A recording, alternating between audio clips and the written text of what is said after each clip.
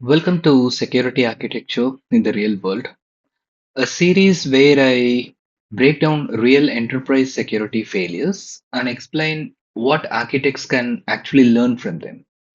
I'm Saba, a security architect more than a decade now, and this series focuses on practical design decisions, not textbook diagrams.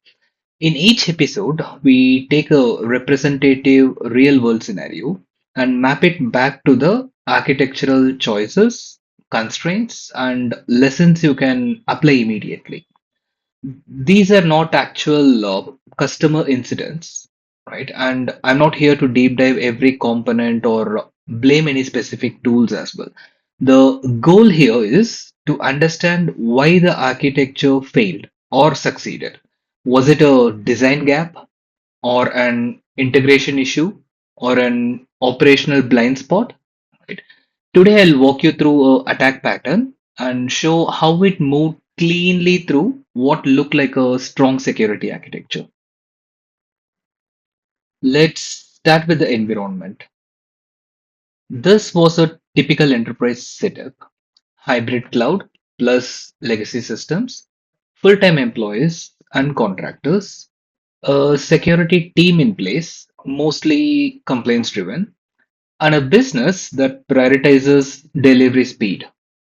Nothing unusual, right? So this looks like most large organizations today. On papers, the security architecture also looked solid. This was the intended design.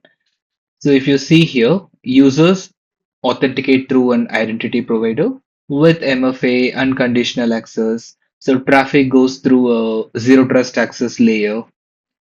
Applications sit behind that.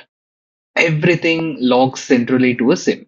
So the assumptions here were MFA everywhere, least privilege enforced, zero trust controls all the access, full visibility through logs. On slides, this look very strong. But now let's look at what actually happened. A contractor's credentials were phished. MFA technically existed, but exceptions and legacy authentication path allowed access to everything. From the system's point of view, this was a legitimate login, no alarms, no immediate red flags.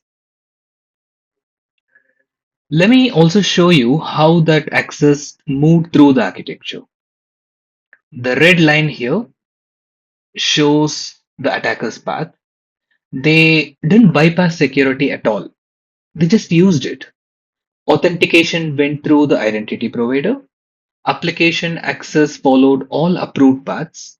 Permissions were inherited over time. Activity was logged. So everything perfectly worked as designed. And that's the uncomfortable part here. So, where exactly did the architecture fail? Each step of the attack matched an architectural assumption.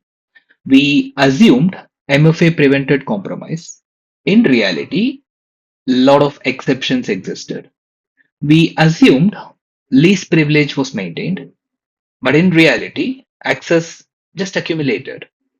We assumed segmentation blocked the movements. In reality, trusted service paths were everywhere. We assumed logs gave visibility. In reality, logs without context just created noise. These are not tool failures. These are all assumption failure, I'll say. And behind every assumptions, there were constraints. So here, this is what made this inevitable, right? So contractors were onboarded fast, but offboarded slowly. Identity data came from imperfect HR systems. The SOC was overwhelmed with alerts. The business rejected control that added friction. None of these were accidents.